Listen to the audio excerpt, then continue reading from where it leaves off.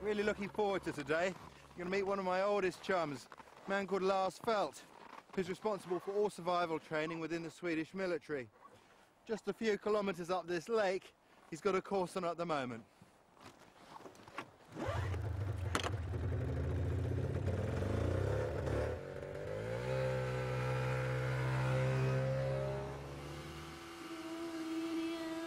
A few years ago, the Swedish Army realised that recruits raised in the cities no longer knew how to take care of themselves in the wilds. So Lars was ordered to organise survival training. The Arctic training he runs is second to none in the world. This course is for soldiers who want to become survival instructors, and it's tough. They'll be on their own for 5 days without food or supplies. The shelter they're making is called a quinsy. You can't build igloos here because the snow is too powdery. So you make a big pile of snow and then hollow it out using sticks to ensure the thicknesses of the wall are even. When you uncover the tip from inside, you stop digging.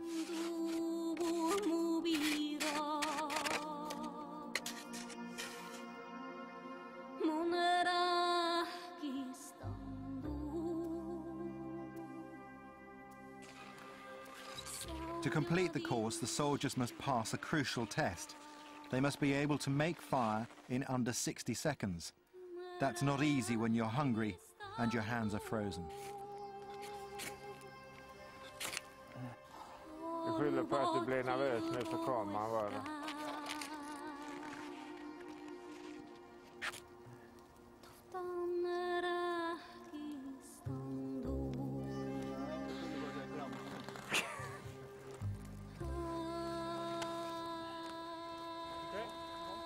The ability to light a fire is obviously important in the Arctic, but fire can do more than just keep you warm.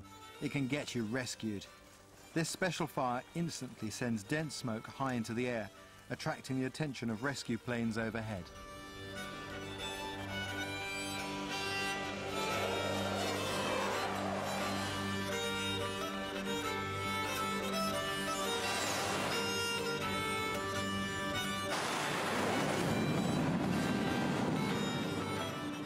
A jet passes you in seconds, so a properly prepared signal fire can make the difference between life and death. Letting rescuers know where you are is one thing. Getting rescued is another, and in the Arctic that can take a long time. In 1991, a Canadian Air Force transport plane crashed near the North Pole with 18 people on board. The rescuers knew exactly where the plane had come down, but it took 2 days to get to them. In that time, they had to survive in temperatures as low as minus 70 degrees centigrade. The plane was on a routine supply mission to an airbase at Alert, less than 500 miles from the North Pole. Most of the passengers were from the military, but also on board was Bob Thompson, manager of the civilian-run store at the base. I would go up there every 3 or 4 months just to see how things were going and make sure that they had the items they needed and things like that. As the plane made its final approach to Alert, the crew made a fatal misjudgment and clipped the top of a hill. I was waiting for the landing gear to come down, and then it was just a big, grinding, very loud, very violent noise. Somebody, close to me said something like, what's happening? And I just sort of blurted, we're crashing. I was still belted in and remembered sort of rushing air, and then quite a sudden stop.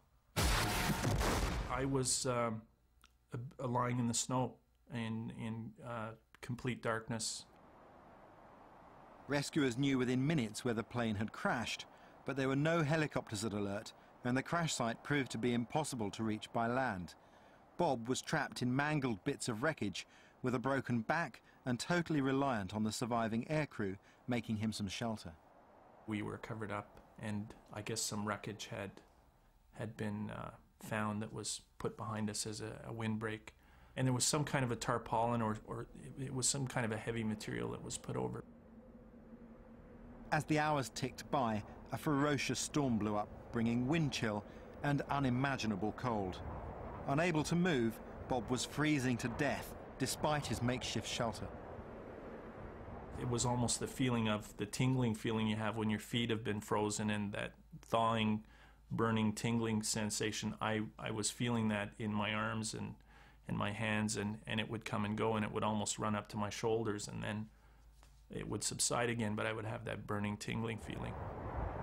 It was 32 hours before the first rescuers arrived to find 13 of the original 18 people on board still alive. The pilot who'd done so much to save Bob had died of hypothermia just hours before, but somehow Bob had survived. I just thought either I was going to get out of there or I wasn't, and there was not a lot I could do about it. So it was a situation where if I toughed it out, there was a chance. Bob lost 2 toes from his left foot and his right leg to frostbite. But 8 years on, he now owns and runs his own supermarket. Customers come, boy, it's cold out there. Yeah, sometimes I kind of laugh to myself a little bit. It's no, that would be balmy by our standards up in Alert. But it's just it's hard to believe how cold that was. Bob's sheer determination to live was crucial to his survival. You can never underestimate the importance of a positive mental attitude. Maybe it depends on your other knowledge, but it could be about 80%. The strength to live and the will to live and not give up and endurance and all that. So it's very, very important. How important is a sense of humour? Very important. Even if I cannot sing, it's good to sing. Dr. Anders Holmström is the Swedish Army's advisor on frostbite and the effects of extreme cold on the human body. The cold makes you stress hormones, and the stress hormones make you produce more urine than indoors. And you have to keep up with that, drinking a lot. Because if you get dehydrated, the blood volume goes down and the circulation goes down, and perhaps even your ability to work goes down. So drinking is one of the vital things to think of. In the Swedish Army, getting frostbite is a court-martial offence. How do you thaw frostbite? Well, you take your hand, put it on a place where it's white, and you just get the heat from the hand, and then the white spot is going away. But there's a problem if you have the hand. You have to put it inside your clothing like that, or if your feet, you have to put it in your comrade's armpit. Is it dangerous to heat your hands too quickly? Well, if you heat it with body heat, is no difficult. But don't heat it on the fire, because you can't know how strong the fire is.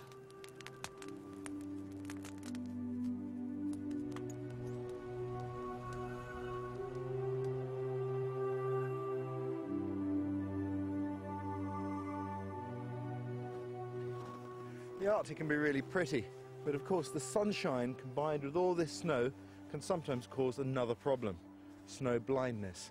If you lose your goggles or your sunglasses, you'll be in real trouble.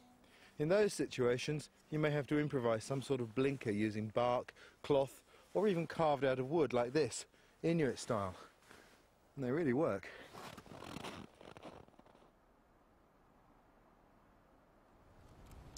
Shelter, fire and water help to save the energy you've got in your body and use it efficiently. But to really stay warm, you've got to keep feeding your body's machine. And of course that means being able to find food. The lakes up here provide good fishing. The problem is how to break through a metre of ice. To do that, I need a tool that can often be found in wilderness cabins.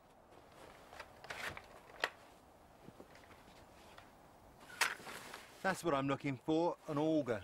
That makes drilling through the ice real easy.